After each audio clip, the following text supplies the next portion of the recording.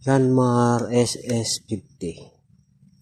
Pinalitan po natin ng main bearing. Yan. Bushing type. Hindi po siya bearing.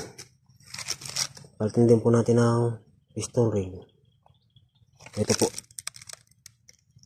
Pinalitan natin ng bago. Ito.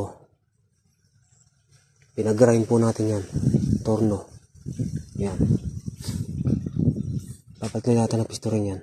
Head gasket.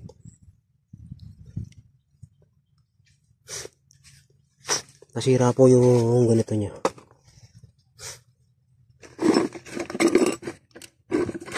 Ito.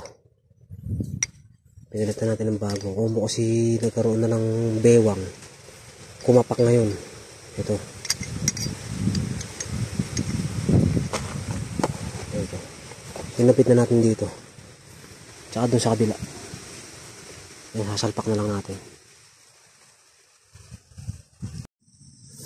Ayan, napalitan na po natin yung piston ring. Ayan. Connect yung rod bearing. Ito natin. Ayan. Ayan. Ito natin. Salpak na lang natin doon. Yanmar po yan. SS50. Bushing type. Guys, buo na. Maandar na yan. Okay na yan, okay na. Gagamitin na lang yan.